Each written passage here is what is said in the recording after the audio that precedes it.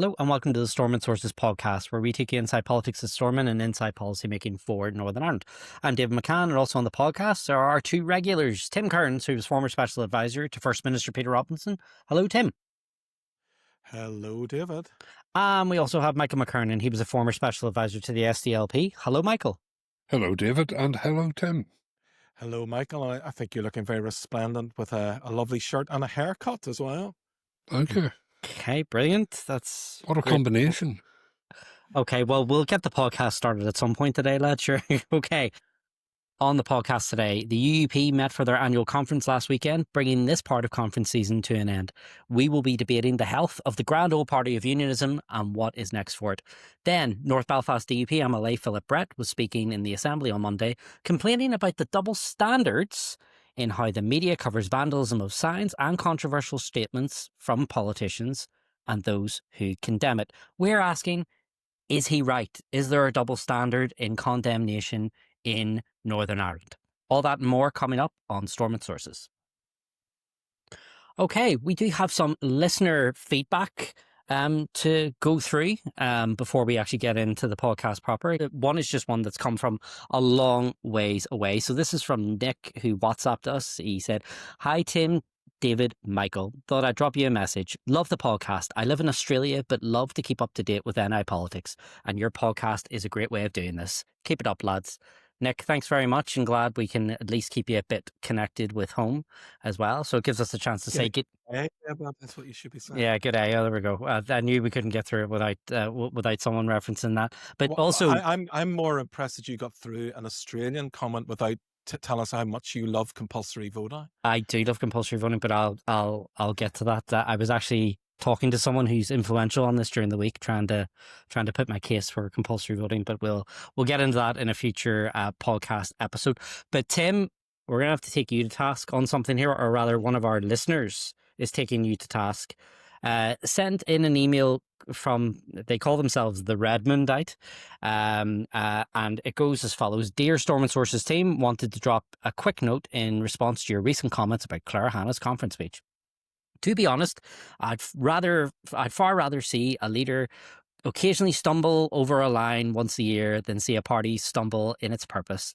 Under Claire's leadership, the SDLP has returned to holding conferences, engaging openly with members and branches, rebuilding a sense of energy and accountability that has been sorely missing."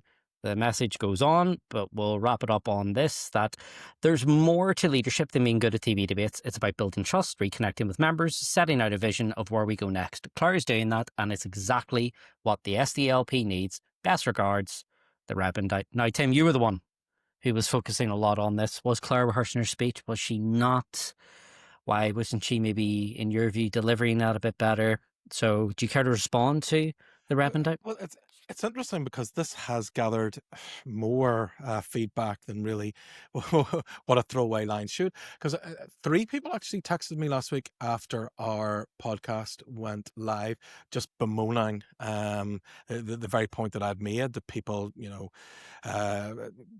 should do better with public speaking. Obviously, look, we did say that Claire was brilliant in terms of TV interviews. We did say that Claire was really good in terms of debating.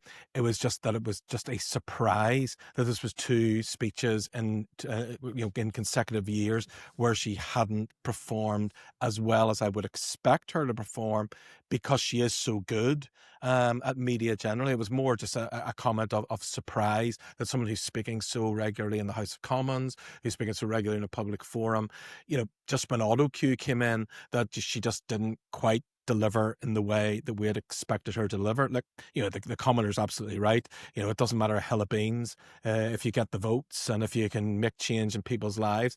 It was more just an expression of surprise. And I think, there's other people, who gave feedback as well, who agreed with the point that I made, that yes, it is surprising for someone who is so good generally that this is 2 conference speeches in a row where she's just tripped up a little bit.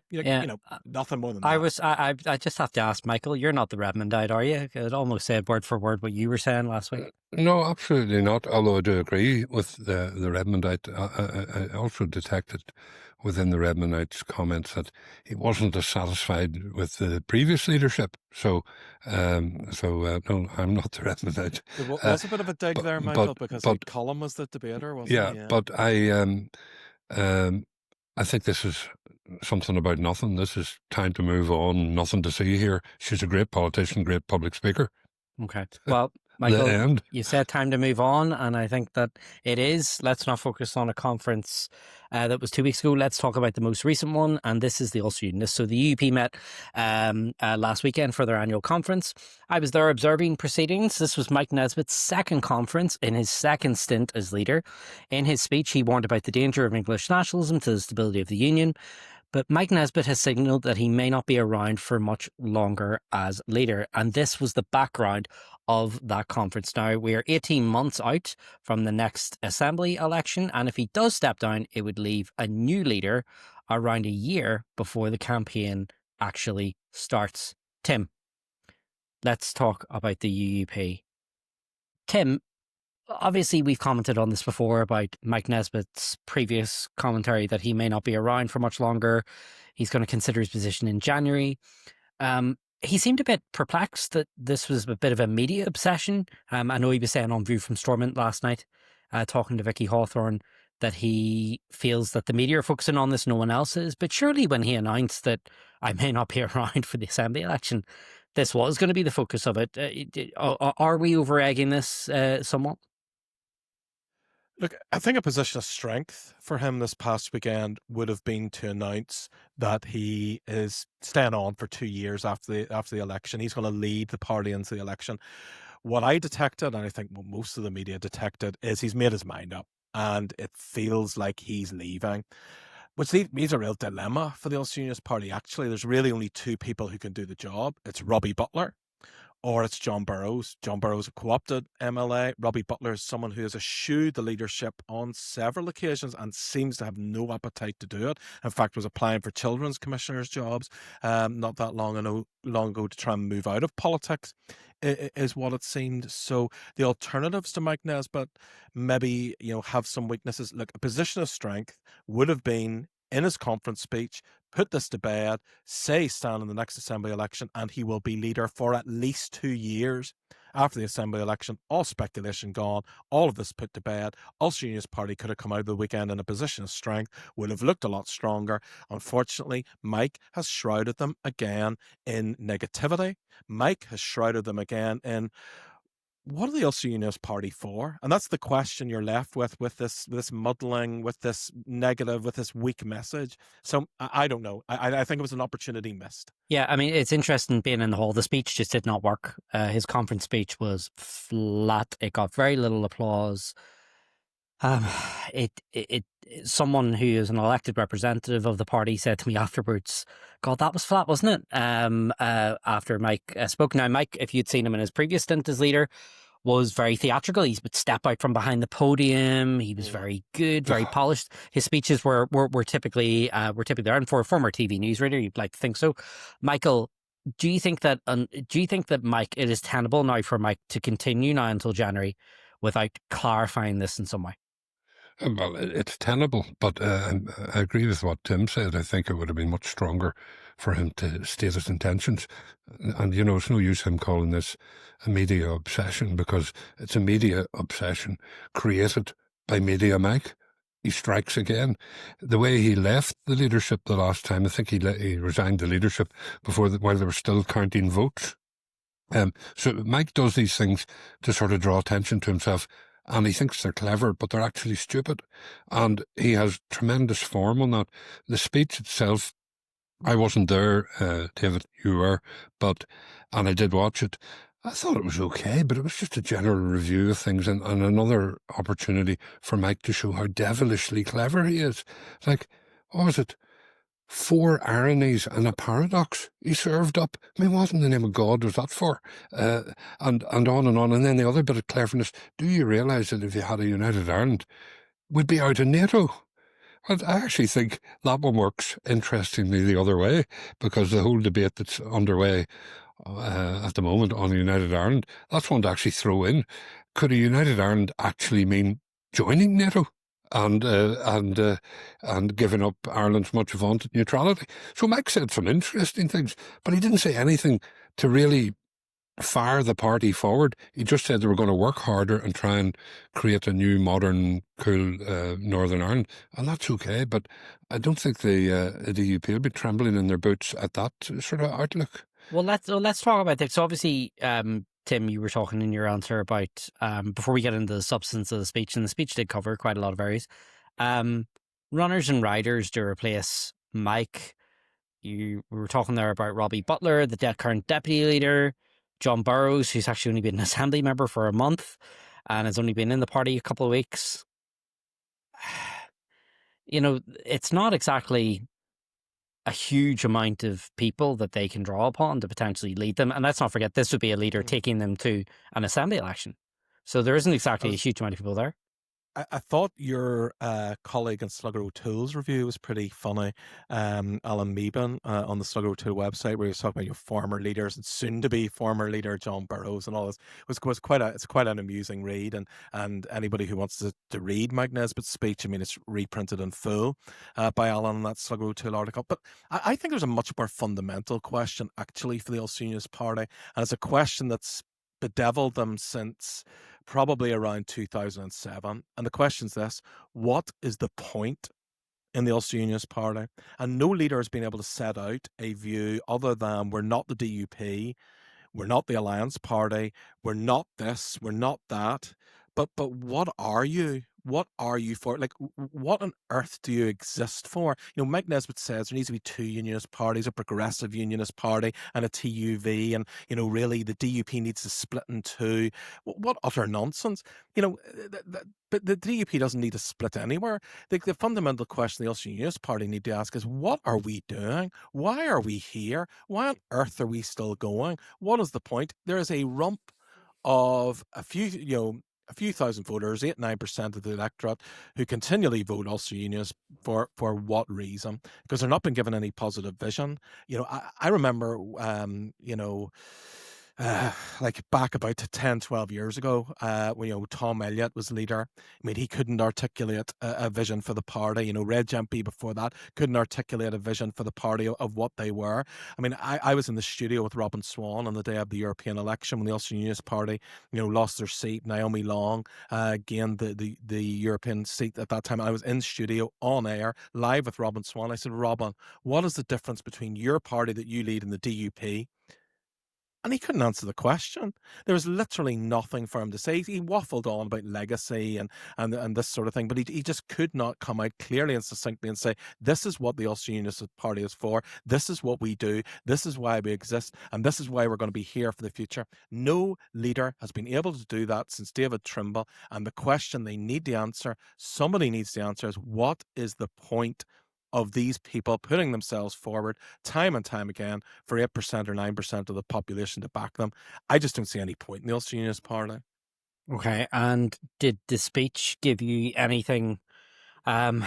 Was there not any seeds of any ideas in there? I mean, it flows into exactly the same, David. What is the point? We're just turning up year after year after year. Less people are coming. There's less enthusiasm in the room. Yeah. You know, this is like a patient that's been in a coma for 20 years and nobody just wants to call it and pull the plug. Either a miracle drug comes along, and people seem to think that's John Burrows. And, you know, I think John Burrows has had a great start in 2 months as an MLA. But either someone comes along, gives a jolt to the patient and it comes back to life, or you just switch the machine off. I mean, that's where we're at right now. And I think I don't see a doctor coming along, John Burrows or anybody else, who's going to revive the patient. Let's turn off the machine. Let's put it out of the patient out of their misery, and let's move on. Michael, you were talking about the fact that you'd watched the speech. The speech almost came across to me like, and this indicates to me that he will go. It was almost like a vindication of the key battles of his first stint as leader. He talked about Brexit, about being right on that.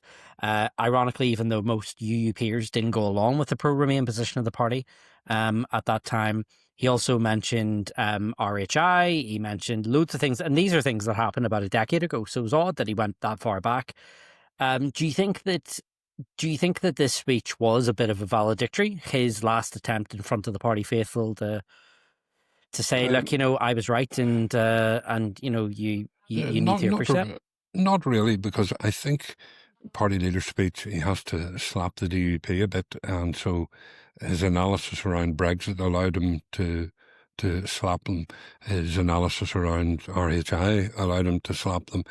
I don't think so. I don't think the decision is taken, and I think the decision on his leadership will be whether or not the incoming leader will have him as health minister for the rest of the term. Now, I don't know if he's negotiated that or not, but I think he definitely wants to stay the full term as health minister, and at the moment, as leader, he can ensure that. So will John Burrows or the other chap give him a guarantee he stays on as health minister? If they don't give him that guarantee, I think he stays on. So, that'll be his thinking in January. But why he started the whole thing up, I have no idea. And the speech didn't give the Ulster Unionists much to cling on to for the future. I think Tim's analysis is fundamentally accurate, although damning. I do believe there's room for a Liberal Unionist Party. We've had these flirtations. You remember NI 21, and there's a furrowed rump of the Alliance Party is essentially soft unionist. So it's more in that territory. But when you get Mike or Doug Beattie or somebody who's tried to set that out as a vision, the membership hasn't been with them. Their members are closer to the DUP average member. So you can be as liberal and progressive as you like, but it's not much use if you can't take your own membership with you. So I think there is scope there for a little funky, progressive, liberal unionist party, taking up people from Alliance and taking a few people out of the Ulster Unionist. But it's not the Ulster Unionist Party as it sits today. I think actually, Michael, most of their members are closer to the TUV than they are the DUP. I think there's a country rump that turn up to the party conference who are very conservative, not liberal. That'll be Tom Elliott's gang. And absolutely, certainly down round Fermanagh, the party is in rude health down round there, as you say, Tom Elliott's gang. But they're conservative. They're on the TUV wing almost of unionism. So this idea that the Ulster Unionist Party is some liberal, nice guy of unionist politics is just nonsense. Look, if the Ulster Unionist Party was to dissolve tomorrow, which I think we're getting to the point where they need to consider that, a liberal unionist party could emerge, but it needs to be an entirely new entity. What is the Ulster Unionist Party now is not going to be that liberal unionist party ever. So the entity needs to be put out of its misery in some way. And if a new liberal unionist party is going to emerge, it needs to emerge from the ashes of what's been put to the sword. The Ulster Unionist Party is not coming back. The Ulster Unionist Party is not going to get more seats than the DUP. The TUV are more likely to defeat the DUP at this stage than the Ulster Unionist Party. If the Ulster Unionist Party or liberal unionism has any chance of regaining ground against the DUP, against the TUV, the Ulster Unionist Party needs to dissolve and a new liberal party come to the fore. NI21 actually probably put that cause backwards because of the infighting and the nonsense that happened there. It ended any immediate hope of that happening, and I think that was to the detriment of. But isn't the other reality, Tim, is that, and liberal unionists regularly do this, they kind of just bide their time and go into the bigger unionist party. I mean, we saw that during the 60s and 70s with the Ulster Unionist Party. It's the modern day DUP. I mean, I don't look at Philip Brett and think conservative. I don't look at Deborah Erskine and think conservative. Dan Forsyth, conservative. Now, I think of that when I think of Paul Given. I think of that when I think of Evan Poots. But there are loads of people in the DUP who I don't think of as conservative in the sense that we would know them. So if I'm a liberal unionist, why would you not just go into that party where it shows, where the DP is shown, you can rise as a liberal, you can get promoted as a liberal, it doesn't hold you back. Gavin is hardly from the conservative wing of the DP, and he's the party leader. But you've hit on the question that I started with. What is the point of the Ulster Unionist Party? If you're a liberal, if you can rise in the DUP, if you can get to the top of the DUP as someone who would be a more liberal person within that party and that tradition, then what is the point in the Ulster Unionist Party other than people from rural areas within Northern Ireland who just can't vote for the DUP because historically they just hate them? And so there's a 7 or 8% of the party in country areas just absolutely detest the DUP and want someone to vote for who's broadly unionist. Is that what the Ulster Unionist Party's for? Because that's what it seems to me. Okay, and Michael, I know there's been loads of I mean, these questions have been posed about loads of parties being posed about the SDLP Alliance had questions about their existence 20 years ago as well. In fact, there was actually a serious debate internally in the party about folding and about wrapping up. I mean, Tim's been pretty negative there about the future of the UUP, about whether they can come back. I mean, if you're a Mike Nesbitt or you're a Robbie Butler, you could look at parties like Alliance who have rebounded. I mean, are you as negative about their long-term future as Tim would be? Not far off. Not far off. I think it's a bit cruel to even say things like, what are they for? And so on. I mean, they're a party with a proud tradition that have had many great representatives, and who were the people who did all the heavy lifting for the ultimate peace settlement and was the Good Friday Agreement. Now, that's gone back 20 or 30 years, I suppose, and it's been kind of decline ever since then. I don't think it's all over, but I think they really do need to find some new purpose or some new sense of purpose where they're leading and the DUP are maybe having to follow. And it's hard to see what that is. There certainly wasn't any element of that in Mike's speech. Okay. Well, what do you think, David? Do you think there's any way back for this? Well, politics is, you can never say never in politics about that. I think the Ulster Unionist Party's problems really stem down to the fact that they almost have bounces of dead cats. I remember being at the 2015 conference where they did think they were finally turning a corner and finally on the way back. They had had a decent local and European in 2014. They got back under the benches of the House of Commons earlier that year, and it did seem like, wow, the party was on the upward swing. And then 2016 comes along and they don't gain a single assembly seat. And then 2017 was just a disaster for them. I mean, they elected just 10 seats. Even in a reduced assembly, that was still way down. But they had a stunning result in South Antrim with that doesn't. Everywhere else was a disaster, Michael. Everywhere else was. Michael, but where did that come from? That came out of a particular local battle where I think people thought that Paul Garvin wasn't working in quite the way he should have, and then there's a hard-working, COVID-busting health minister who came in and just appealed to the people. I decided the pedants are gonna hate us here, but if we're talking about 2017, it's East Antrim where they made the gain. By the way, that was just the thing. No, but I think Michael was talking about last year and the 24th Westminster. July. Last year in Westminster. Last year it was a particular circumstance, and also it goes back to what Tim has been saying there. South Antrim is just one of those seats that is just a marginal DUP seat. It always has been. It's one of those seats. It's actually one of the few seats now. In fact, I think it's the only seat now that is left where that swings now between the DUP and UUP. If you go back, for example, Michael, to Upper Bann in 2015, the Ulster Unionist Party were within 2,000 votes of getting that seat back. Carla Lockhart absolutely demolished the Ulster Unionist Party this time. Absolutely demolished. They're not even a factor in Upper Bann anymore. Doug Beattie could lose his seat. Yeah, so I think the issue for the Ulster Unionists is that there is a bit of a narrative issue. I think it's the problem within unionism as well. It's a shrinking electoral pie. Party unionism is just a shrinking electoral pie. And again, as Tim was saying there, where they fit into that, I just don't think they've properly thought about that or articulated that. That's why I think that having a contest next time, because they haven't had one for a while, having a contest and a proper debate and contest is something that they really need to do, and I think it's something that they really, really, really need to think about. I think they've got one more leader.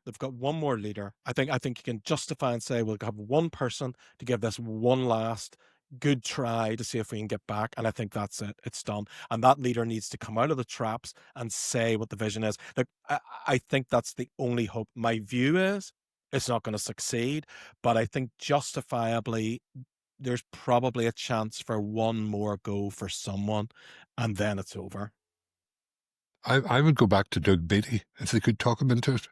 I don't think John Burrows is the answer, and Robbie Michael, Butler. Here's the problem. Here's the problem when Doug took over. When Doug took over, he mistook, Twitter likes for votes, and they went after this agenda, which was to just go way to the left of the DUP, try to court alliance votes. And whilst I think, yes, there is room there for the Ulster Unionist Party to try and pull people back from alliance, and we said this last week, the SDLP, that's where they're fishing for votes this time, and I think that's right, and that's where, you know, that part of where the Ulster Unionist Party should be, but they completely mistook. I mean, they thought, I mean, there were people in the Ulster Unionist Party thought they were winning a seat in North Belfast, thought they were winning a seat in South Belfast, Yeah, thought they were crazy. winning a second seat in Upper Banff. I mean, this Crazy. is crazy talk. I mean, I sat and spoke to someone who is, you know, a pretty well-known Ulster Unionist Party member who told me they were going to come back with something like 18, 19 seats. I said to him, your head's cut. You tell me one seat that you're going to win. And they were rhyming off all these seats. And I'm thinking to myself, you're in La La Land. You are not winning anything there. Like, and I was, do you really believe this? They're like, yes, we really believe this. And it's just delusion. And I think that was the problem with Doug's leadership. He kind of sold this vision that some people bought into, hook, line and sinker, but there was no reality to it. It was built on sinking sand, and unfortunately it sunk and crashed and burned. And another issue for them is that a lot of those new candidates that Doug recruited in 2021, they were profiled at their conference there. They're all gone.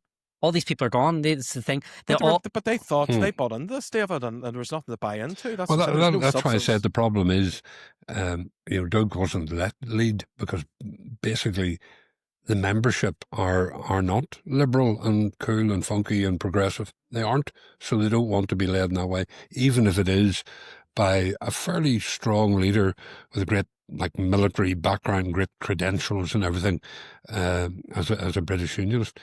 They don't want to go there. So, but Doug could be the one to found or establish this small liberal progressive party, but he would lose a lot of people just to the DUP. But I was going to say, but look at this, Michael. But look at this, Michael. If you look at the MLAs in the Ulster Unionist Party, by and large, most of them would feel pretty much at home in the DUP.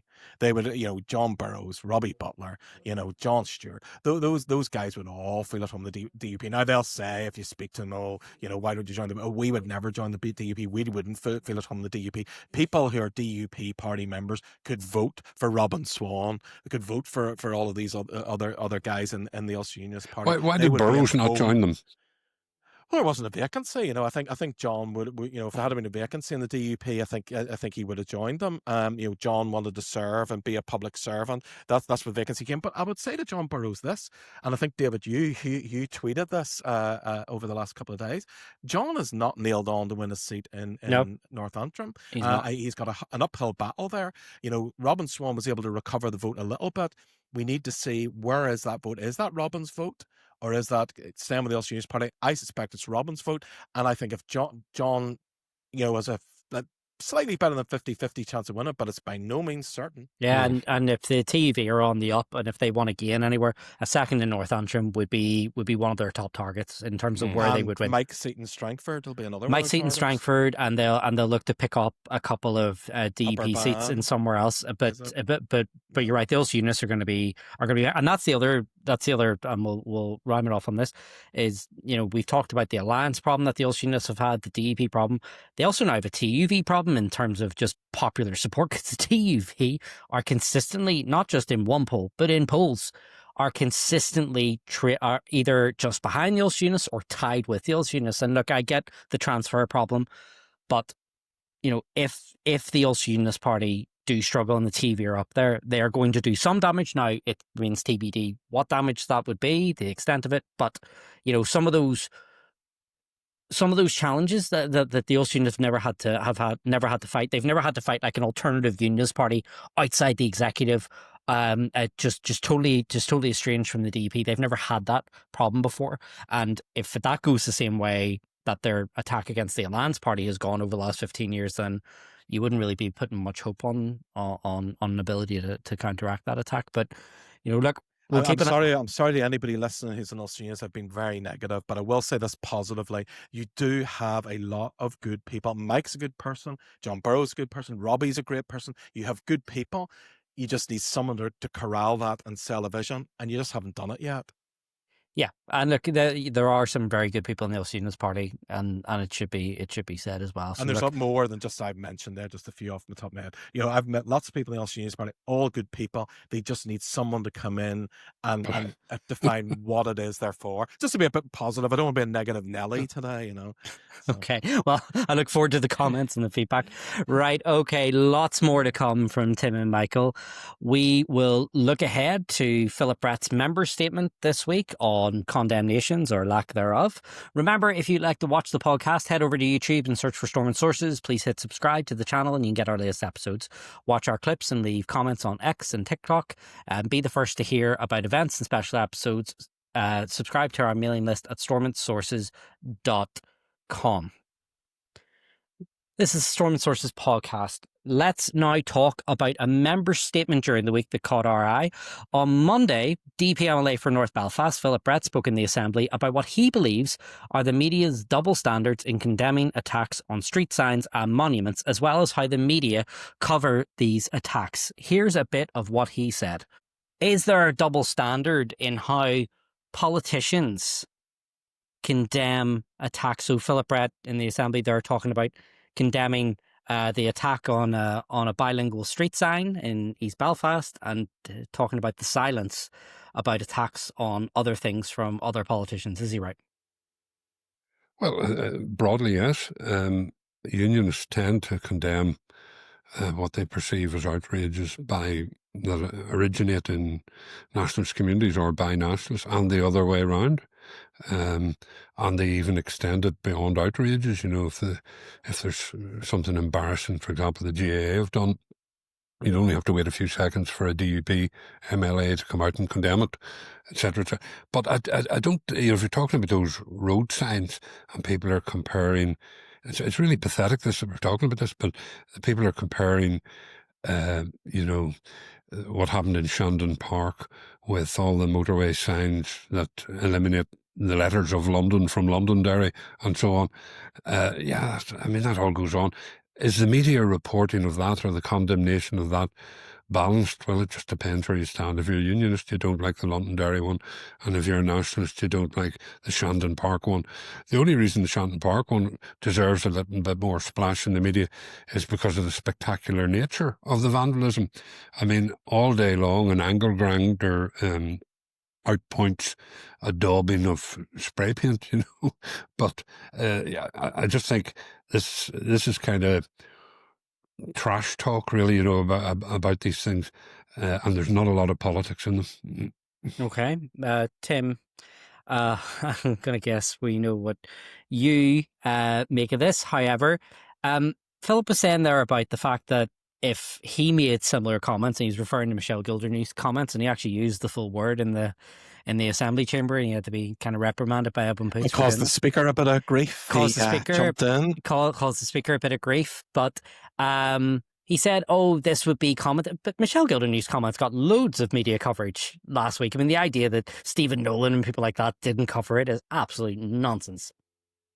Well, I think maybe something I've said in this podcast before, and I'm going to repeat it because I think it's something that needs to be said, and maybe needs to be said until people start to practice this. Look, if something is wrong on your side of the fence, and we talked about this in the summer over everything that happened this summer, but if something on your side of the fence is wrong, let's start by calling that out. And I think that's the fundamental problem that lies at the heart of this. Michelle Gildernew, in her comments to the Borderline podcast, said, well, she has never in her life, which I find frankly bizarre given where she lives, she never in her life has seen a defaced Londonderry dairy sign on the road. Well, I mean, I'm sorry, but I just don't believe you. And to say that it was just a strange thing to say. We've all said them. You know what? Spray painting a Londonderry sign is wrong. It is criminal damage. It is wrong. It should not be done. It should be investigated. If people know who did it, then they should be, their names should be given to the police. And nationalist politicians should say it is wrong. It should not happen. It should not be done. But equally, unionist politicians should say whatever you think and however much you oppose the policies of Belfast City Council to cause criminal damage to a sign, whether it's by spray paint or angle grinder, is wrong. And it should not happen. It should not be done. The people who did that should not do it. And if anybody has any information about who caused it and who did that, they should pass that information on to the police. Like, why is this so hard for people in Northern Ireland to do that, to say, that's wrong, and my community did that, and I'm going to condemn it? Why would you pretend it wasn't happening on both sides? And this is not just a nationalist problem or a unionist problem. Both sides, we don't see, you know, the moat in our own eye, and we point out the speck of dust in our neighbours. We've got to stop doing that. But Philip was arguing, though, Tim, that unionists are held to different standards. That was the point of his.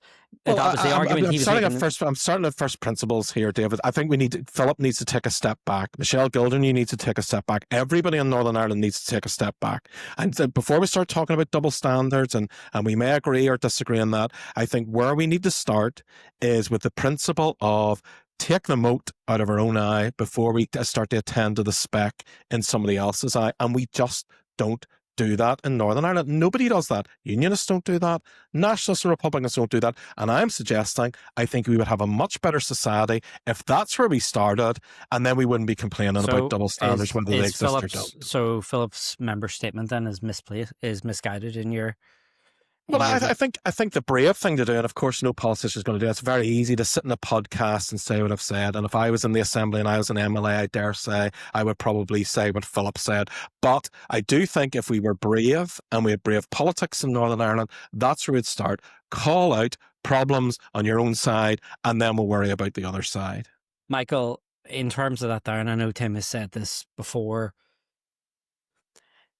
in terms of condemnation, because you probably will have advised on this about how you come out and do this.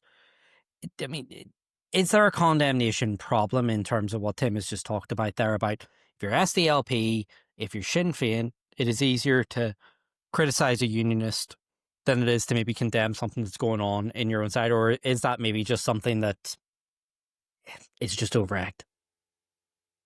Yeah, of course it's easier. I think people on one side will instinctively condemn misbehaviour from the originating in the other side. That's just what goes on. I mean, you could go into those specifics and say that not everything's perfect. Like if you take the two signage things, my preference would be that there wouldn't be so many Londonderry signs pointing you to Derry. How about just saying Derry, or just saying Derry, Londonderry if you must? But why Londonderry on its own?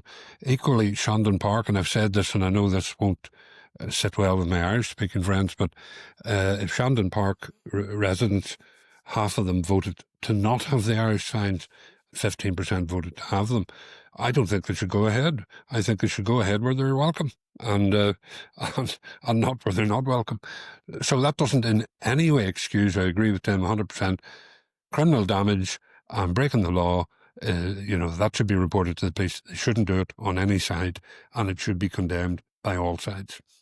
I mean, there is a bit of a danger here, Tim, in terms of like what's called condemnation bingo, that politicians just spend their entire time just condemning things rather than actually kind of focusing on other sides. I suppose if we follow Philip's logic to the nth degree about, well, why haven't you condemned this? Why haven't you done that? Why haven't you da da da da da? I mean, there isn't a week that goes by in the Assembly where someone isn't being asked to condemn something. It's one thing I did notice whenever I've gone back and looked at different things. I mean, is there not a danger in that where we just have this constant condemnation? Well, I think it would be novel and unique if people were to say, I'm a unionist and this is wrong and this happened. This was perpetrated by people on my side of the fence, and vice versa with nationalists and Republicans. I think that would be a novel way of moving forward. I think the difficulty is that we're just far too quick to point the finger in Northern Ireland. We're far too quick to say you're to blame rather than self-reflecting on how we're to blame. And that's both sides. Both sides are guilty of that. Now, I do get that. I thought you were going to say there, David, is there a danger that, Tim, you're about to join the Alliance Party? I was getting to it. I was building up to it.